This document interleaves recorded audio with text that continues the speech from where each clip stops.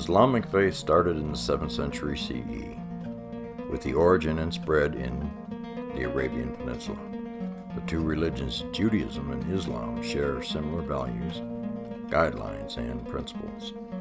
Islam also incorporates Jewish history as a part of its own. Muslims regard the children of Israel as an important religious concept in Islam.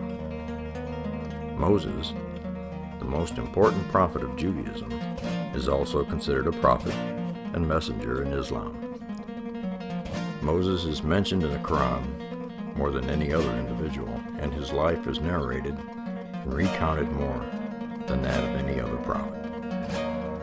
There are approximately 43 references to the Israelites in the Quran, because Islam and Judaism share a common origin in the Middle East. Through Abraham, both are considered Abrahamic religions. There are many shared aspects between Judaism and Islam.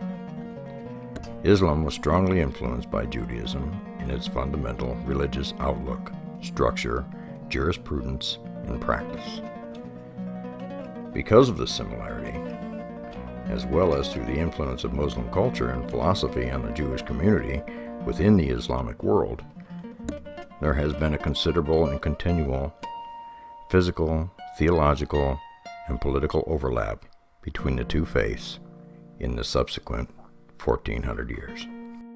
As Islam developed, it gradually became the major religion closest to Judaism, both of them being strictly monotheistic religious traditions. They are both opposed to Christianity, which originated from interaction between ancient Greek and Hebrew cultures. There are many traditions within Islam originating from traditions within the Hebrew Bible or from post-biblical Jewish traditions. The Quran speaks extensively about the children of Israel and recognizes that the Jews are, according to lineage, descendants of Prophet Abraham through his son Isaac and grandson Jacob. They say Allah raised among them many prophets and bestowed upon them what he had not bestowed upon many others. Even though they differ over the precise text and its interpretations, the Hebrew Torah and the Muslim Quran share a lot of narrative as well as injunctions. From this, they share many other fundamental religious concepts, such as the belief in the Day of Divine Judgment. Muslims commonly refer to Jews and Christians as fellow people of the book, fellow people who follow the same general teachings in relation to the worship of the one God worshipped by Abraham. Now, the Quranic account and Islamic sources explain that the Torah has undergone extensive corruption through textual alterations. Various Jewish factions had sparred in the Hasmonean era of who the most notable of the Pharisees and Sadducees. The Pharisees and Sadducees had differed over the interpretations of the biblical canon. The Sadducees adopted a stricter, literal interpretation of the Bible against the Pharisaic stress on the oral Torah, and a non-literal interpretation of the written Torah with its usage of the oral Torah. Babylonian Talmud documents 70 incidents where the sages interpreted the Bible by changing a word or more.